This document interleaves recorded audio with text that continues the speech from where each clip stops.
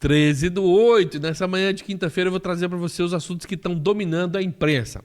O principal assunto do momento ainda é o diploma falsificado de Flávio Bolsonaro. Ué, Rony, como assim? Pois é, desde ontem que não se fala em outra coisa, o Flávio Bolsonaro, membro do grupo e ativista nisso, desdenha universidades brasileiras, porque diz que isso é só lugar de maconheiro, de vagabundo, que não serve para nada, que eles são profissionais aí dos negócios. Flávio Bolsonaro se deu ao trabalho de falsificar um diploma. Diz, olha, eu sou formado na Universidade Federal e não é. Não, nada de novo, né? Porque a gente já viu até ministro da Educação do governo Bolsonaro, outros ministros do governo Bolsonaro tentando falsificar diplomas. O próprio Weintraub, quem se lembra do Weintraub, era caracterizado por ser um personagem revoltado profundamente com a Universidade Federal, que não o aceitava como um professor de verdade, tá? Por causa de suas teorias conspiratórias.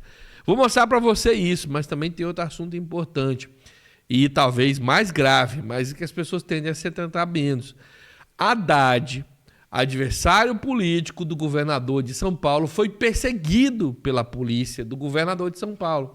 Sim, o motorista do Haddad foi intimidado pela polícia, foi perseguido do jeito que fazem com mafiosos, tá? Do jeito que mafiosos fazem. E eu vou deixar para explicar para você mais aqui na hora, tá? Vou mostrar tudo isso para você, mas agora senta o like, se inscreve e vamos começar pelo Haddad, depois a gente parte pro diploma do Flávio. Eu queria dar uma informação para vocês. Aconteceu um episódio um pouco desagradável ontem, que eu queria reportar. Eu estava chegando na minha casa depois do evento no Lago São Francisco e o meu carro foi abordado por uma viatura da Polícia Militar, de uma forma um pouco ostensiva, mas rápida. Eu estava chegando na minha casa. Eu entrei em casa e achei um episódio relativamente normal. Acontece, né? De você estar fazendo uma ronda, mas o meu carro, depois que me deixou em casa, ele foi acompanhado por essa viatura da polícia durante muito tempo e de uma forma um pouco ostensiva e intimidadora.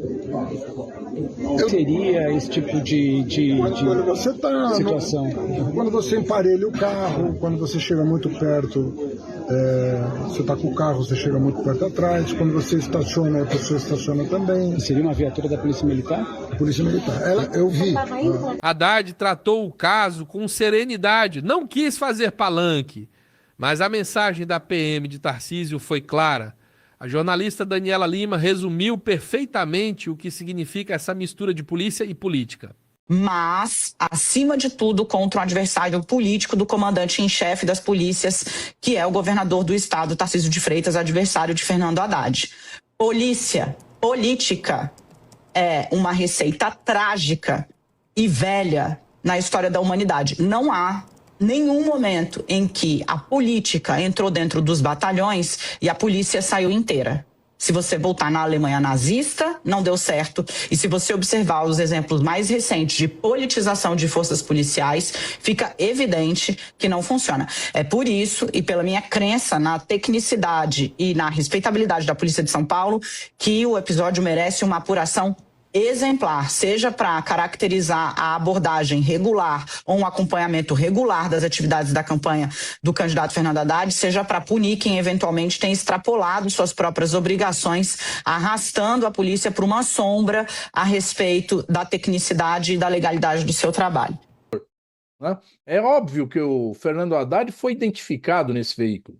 E por que a viatura continuou seguindo o carro? Quer dizer, é uma coisa inexplicável, só tem uma forma de entender isso, é uma tentativa de constrangimento, uma tentativa de atemorizar, né, a nossa campanha. A gente sabe, a Polícia Militar tem setores ultra-radicalizados, né, que foram estimulados aí durante a gestão Derrite, na Secretaria de Segurança Pública. Do próprio Flávio Bolsonaro.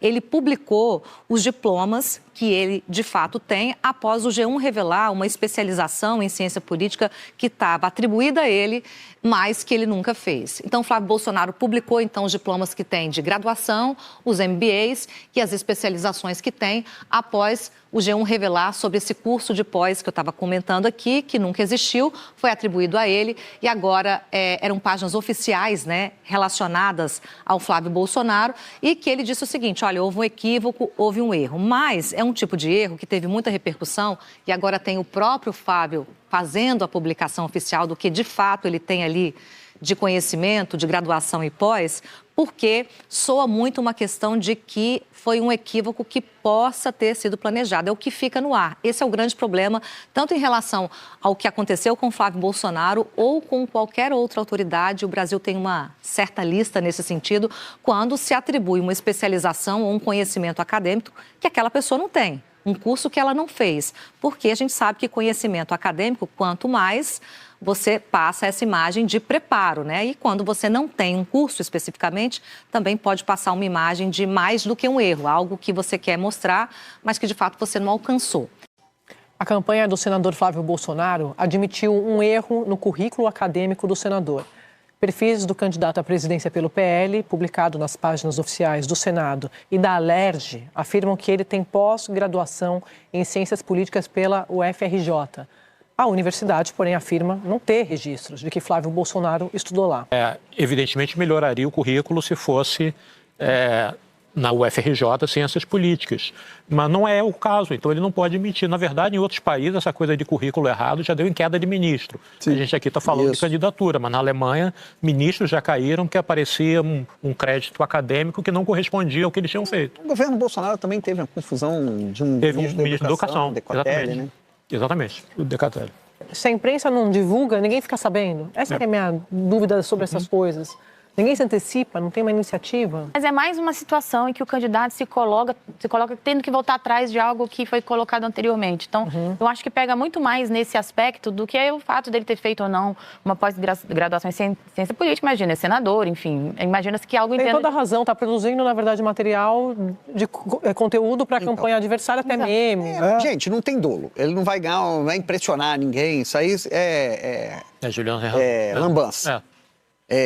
Mas é ruim por quê? Porque o cara que quer governar o Brasil. O cara que quer governar o Brasil, faz proposta com plano de governo, no mínimo tem que ter uma responsabilidade sobre o seu currículo. É tipo colocar em inglês fluente e não falar em... Mas para colocar, expõe uma confusão dentro da campanha. Campanha tosca. Como se precisasse de outra, mas... Enfim, essa também. É o padrão bolsonarista de qualidade. Mentem sobre tudo, desde a carteira de vacinação até o currículo acadêmico. Se falsificam uma bobagem dessas, imaginam que não fazem com o dinheiro público. Isso porque não tem nem 24 horas que o Rachadão voltou atrás, também com a sua promessa de prestar contas sobre o dinheiro do Forcaro. Foi quando o senhor foi se explicar sobre o caso Márcio. O senhor considera esse episódio superado com o seu entorno? Olha, quem deve explicações é o Lula, né?